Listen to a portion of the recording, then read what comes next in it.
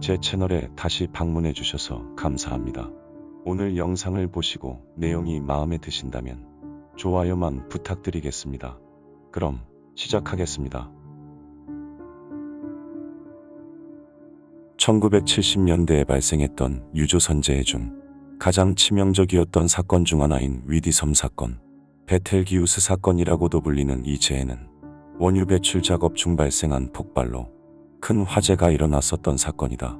1850년경부터 시작된 상업적 석유 운송 산업은 당시 영국의 식민지였던 버마에서부터 시작되었는데, 보트를 이용해 원유를 수출하던 그들은 이후 나무통에 석유를 담아 돛이 달린 배로 운반을 하기 시작했고, 1877년경부터 현대식 유조선 형태의 선박이 만들어지면서 오일 탱크를 통한 운반이 시작된다. 이후 1956년경 유조선의 수에즈 운하항해가 가능해진 후 업계에서는 폭발적으로 늘어나는 석유 수요에 대응하고 원유 운송 가격을 대폭 줄이기 위해 초대형 유조선 건조 계획을 세우기 시작한다. 그렇게 건조되기 시작한 초대형 원유 운반선은 평균 길이 400m 내외로 웬만한 빌딩 높이와 비슷하였고, 이를 통해 중동과 유럽 간 석유 운송이 더욱 활발해지기 시작하였지만, 선박의 크기가 너무 큰 탓에 당시 대서양과 북해 그리고 영국 해협에 위치한 대부분의 항구에 진입조차 할 수 없었다. 이로 인해 새로운 석유시설 건설이 추진되었고, 운송은 중동에서 초대형 원유 운반선을 통해 수입한 원유를 새로운 시설에서 모두 하역한 후 그곳에 배치해둔 작은 선박을 통해 정유 공장이 위치한 기존의 안으로 운송하는 식으로 이루어지게 된다. 그렇게 시작된 새로운 석유시설 건설로 아일랜드 남서부 벤트리만에 위치한 위디섬에도 석유터미널 건설 계획이 수립된다. 이후 1967년 수에즈 운하로의 운송이 폐쇄되면서 즉각적으로 건설이 시작된 시설은 1969년에 모두 완공되었고, 긴 선박이 접근하기 용이한 해안과 물살이 잔잔하다는 장점이 있었는데, 이곳에는 디젤 연료 탱크를 비롯해 약 81,280톤에 달하는 12개의 원유 탱크 등이 설치되었고, 총 저장 가능 용량이 무려 130만 톤에 달했다. 그렇게 시설 운영이 시작되면서 벤트리 지역의 경제 또한 굉장한 성장을 이루게 되는데, 그러던 1978년 11월 경기 침체와 유가 상승으로 석유 수요가 줄어들 무렵 벤트리만의 시설에서 한 사건이 발생한다. 11월 24일, 이날 이란과 아라비아 반도 사이에 위치한 페르시아만의 사우디 항구인 라스타누라에는 원유 운송을 위해 각 나라의 유조선들이 정박해 있었는데, 그 중에는 유럽의 거대 석유 회사인 토탈SE에 소속된 베텔기우스선도 있었다. 화물을 모두 실은 베텔기우스선은 목적지인 포르투갈의 레이숑스로 향하였고, 중간에 화물을 덜어내기 위해 사인 항구에 기항할 예정이었지만, 해당 지역에는 악천후가 계속되고 있는 데다가 타 선박이 항구 입구에서 좌초되는 바람에 접근 자체가 어려워진다.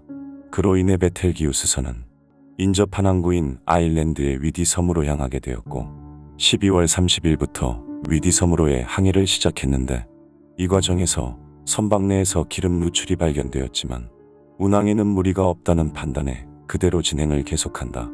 1979년 1월 6일 저녁, 위디섬의 석유시설에 도착한 베텔기우스선은 밤 11시 30분경부터 원유 하역 작업을 시작하였고, 7만 4천 톤의 아라비아 중진류와 4만 톤의 아라비아 경지류 등 총 11만 4천 톤의 원유를 하역하는 데는 36시간이 소요될 예정이었다.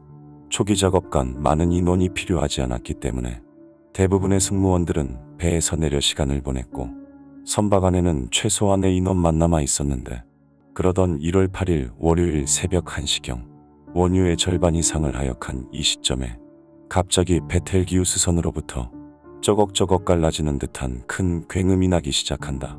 그런데 잠시 후 선박의 내부에서 엄청난 폭발이 발생하면서 주변에 있던 모든 것을 멀리 날려버렸고, 이 힘으로 부두에 있던 사람들이 바다로 날아가기도 했는데, 폭발의 여파는 281m 길이의 선박을 둘로 쪼개 바다로 가라앉게 만들었다.